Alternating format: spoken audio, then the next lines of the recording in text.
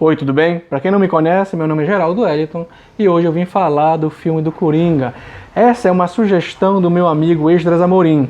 Depois que eu analisei bem, realmente, não porque eu faço o curso de psicologia, mas sim porque eu tenho transtorno bipolar, já há mais de 10 anos diagnosticado, com episódios psicóticos.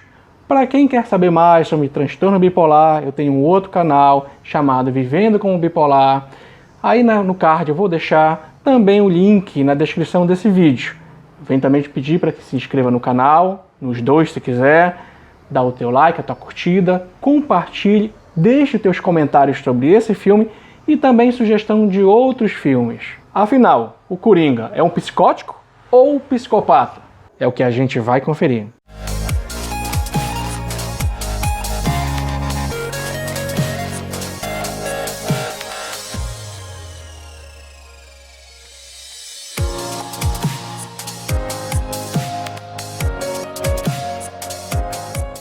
Bem, muito se fala de surto psicótico. Muitas vezes as pessoas dizem, fulana entrou em surto, fulana teve um surto. Mas o que é um surto psicótico? Nas minhas pesquisas, e eu sempre gosto de ver um canal que é da doutora Maria Fernanda Caliani, ela diz que o surto psicótico é uma quebra da realidade, um pensamento desorganizado e onde há uma perca da realidade. A pessoa não diferencia do que é imaginário e o que é real. Os pensamentos interiores confundem-se com o mundo real. Em muitos dos casos, vêm os delírios e alucinações. Maiores detalhes, só pesquisar no YouTube, Maria Fernanda Caliani. Eu gosto muito dos vídeos dela.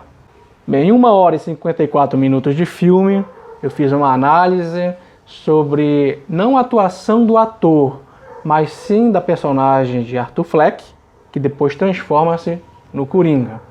Alguns elementos são importantes e para mim foram notórios no filme para que houvesse essa transformação. Que elementos, que fatores foram importantes para essa mudança? Antes de falar sobre eles, eu quero dizer que eu fui assinante da DC por mais de 10 anos entre a minha adolescência e juventude e sempre percebi um diferencial muito grande entre DC e Marvel.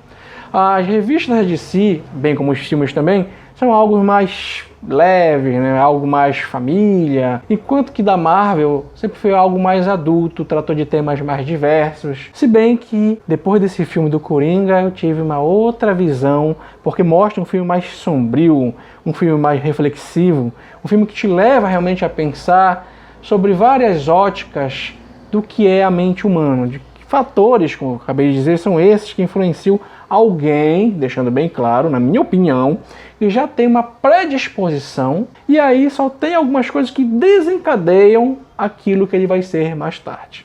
Em que momento é ambientado o filme? Qual é a época? Não transparece isso, não deixa transparecer muito isso não, acho que é até proposital da DC. Mas, ao meu ver, é logo depois da década de 30, talvez crise de 29, mas em outros momentos me parece ser década de 80, porque tem um momento que aparece lá uma secretária eletrônica. Não vou dar spoiler sobre o filme, vocês vão ver o vídeo, vou citar 1 ou 2 momentos do vídeo, melhor, só citar, dar uma referência, mas não contar o que acontece, tá? E vocês vão tirar suas próprias conclusões, talvez, de qual é o momento que o filme passa. O filme tem como pano de fundo uma Gotham com desemprego alto.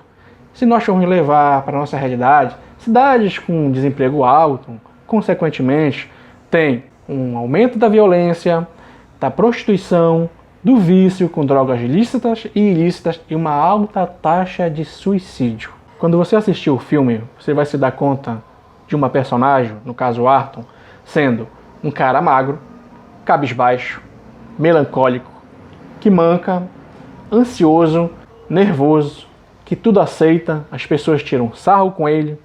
Ele tem alguns encontros, eu imagino que sejam semanais, com assistente social, toma uma porção de medicamento, e essa assistência, tanto terapêutica como medicamentosa, é sustentada, é apoiada pelo poder público, no caso, a prefeitura. Teve um momento que eu me identifiquei com o filme, é a parte da escrita.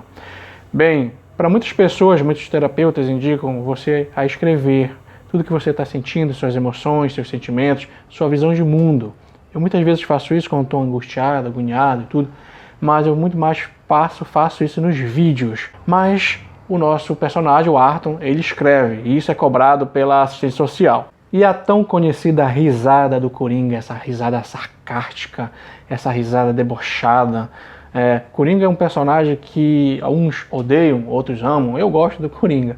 Bem, eu fui pesquisar e o nosso amigo Google não deixou escapar que é um tipo de doença sim. O filme mostra algumas coisas sobre isso. Bem, na minha pesquisa eu encontrei que a crise de epilepsia gelástica é considerada um tipo de convulsão e, assim como outras manifestações de epilepsia, se manifesta independentemente da vontade de quem sofre da doença.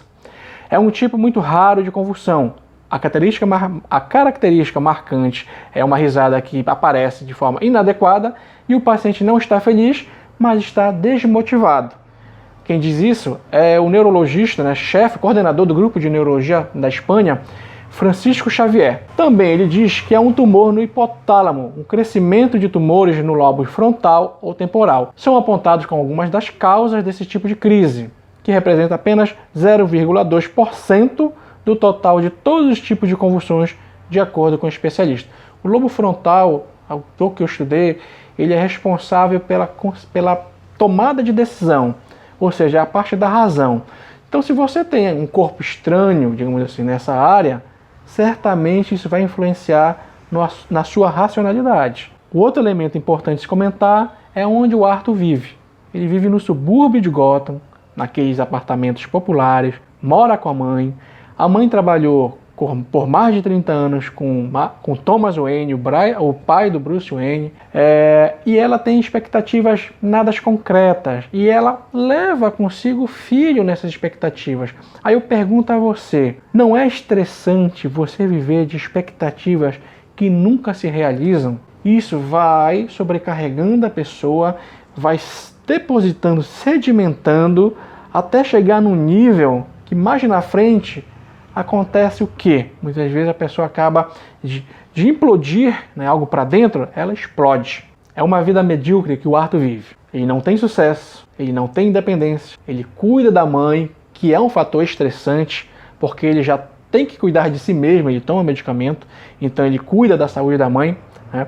É um período onde existe um desemprego, como eu acabei de falar, uma sociedade cada vez mais cruel, não há melhoria de vida, não há qualidade de vida. Existe um ditado antigo que diz que nem tudo que reluz é ouro. E isso é uma grande verdade. No episódio com o chefe dele critica, o acusa injustamente, que é o caso da placa, você ainda não viu, vai ver, e você que já viu vai confirmar isso. Por mais que ele esteja sorrindo, na verdade ele está com muita raiva. E aí ele está demonstrando que aquilo é muito ridículo, aquela situação é muito ridícula porque foi totalmente o contrário do que o chefe dele estava acusando. E vocês querem ver que realmente é uma grande verdade, o quanto ele estava com raiva, é a cena seguinte. Tem um outro caso que lembrou um amigo meu, pessoas que têm assim, vive à sombra, uma baixa autoestima, que sente assim à margem da sociedade, excluída que é a verdade, quando alguém o vê, quando alguém dá um bom dia, oi, tudo bem, como é que você vai? Ele se apega nela. Como eu acabei de dizer, eu tinha um amigo que bastava alguém, no caso mulheres, bastava sorrir para ele, ele já achava graça, eu perguntava o que era, ele apontava para a pessoa e dizia, tá afim de mim. Então tem essa situação também no filme, que vocês vão ver, e vai bater com o que eu estou dizendo. Tem o episódio do metrô. No episódio do metrô, ele tem um insight, ele tem a autoconsciência, mesmo que seja errada, deturpada, mas de que ele está no controle agora da situação. Fazendo uma comparação, é como a pessoa vivesse, fosse uma panela de pressão, a ponto de explodir. Mas naquele momento, ele encontrou a sua válvula de escape, e agora não tem quem o segure. A cena do banheiro parece um tanto bizarra, ali no metrô, mas na verdade é como se eu entendi, a performance dele fosse a finalização daquele ato anterior dentro do metrô. Você percebe na dança uma certa sutileza, uma certa leveza, é como ele estivesse pronto a partir dali do que vai vir depois. Você percebe que ele não manca mais, ele não anda mais cabisbaixo, ele tem firmeza nos seus passos, ele tem segurança, ele ganhou autoconfiança. Agora ele está sendo visto, ele está sendo enxergado, faltando apenas a aceitação. Mesmo que essa forma de ser visto, enxergado, tenha que transgredir a lei, foi uma forma que ele escolheu. Isso vem de encontro à fala de um outro personagem no filme, que diz que a pessoa que não teve sucesso, que não alcançou grandes coisas, não passa de ser um palhaço, aquela coisa simplória, que a única coisa que faz é bobagem para os outros rirem. Mas nem todos têm essa visão. Alguns começam a ter a visão que o palhaço, na verdade, é um herói e até mesmo um justiceiro. Eu quero te fazer uma pergunta. Se você tivesse uma nova oportunidade, uma nova vida, uma nova chance, claro, se realmente essa possibilidade fosse verdade e não fruto de uma mente fantasiosa. Mas digamos que seja verdade. Como é que você iria reagir se tivesse essa nova oportunidade? O Arthur, ele viveu isso. Porém, ele foi rejeitado e por uma figura que para a sociedade era exemplo de família, de honestidade e de hombridade. Agora pensa, como é que você iria reagir e como é que ele reagiu? Porém, a verdade é posta para ele, mas ele não aceita, ele vive um período de negação. Muitas vezes nós preferimos viver esse período de negação do que escutar a verdade. A verdade pode ser dolorosa, pode ser sofrível, porque ela vai te despir de certos sentimentos, do orgulho, da vergonha, da tua personalidade. Tu vai ter que mudar agora o teu modo de pensar. E muitas das vezes as pessoas não aguentam isso. Algumas elas conseguem às vezes lidar bem e outras não. E essas que não conseguem lidar bem com isso, adoecem, surtam ou até mesmo cometem suicídio. Uma das grandes conclusões para mim é que a mente do Arthur é uma mente totalmente psicótica. Ele vive uma realidade, uma outra realidade, ele vive uma vida fantasiosa, né? Toda essa frustração que ele vive, ele idealiza de uma forma deturpada, aonde ele é o centro, aonde ele tem o controle de tudo, aonde ele é o melhor, ele é o conquistador, ele é o vitorioso. Agora, quando essa realidade, em algumas vezes, se mostra para ele, aí vem o descontentamento, vem a raiva, vem o descontrole, ele não aguenta ser contrariado e muito menos rejeitado. O Arthur, ele vê a vida como uma comédia, no sentido do quê? Ele entende que toda a sua existência, a vida esteve sacaneando com ele. Anteriormente ele tinha um outro pensamento, mas quando ele tem aquele insight, ele muda. O episódio com a mãe dele, no meu caso, estava muito previsível do que iria acontecer. A probabilidade de alguém na sua família, na minha família, de ter algum tipo de transtorno de doença mental, quando existe algum parente já com um histórico, ou seja, o fator hereditário, ela sim é um fator importante, mas ela não é primordial, ela não é regra. Existem outros fatores ambientais, um lugar estressante, o seu trabalho estressante, a cidade é estressante, isso pode também te levar a algum tipo de problema.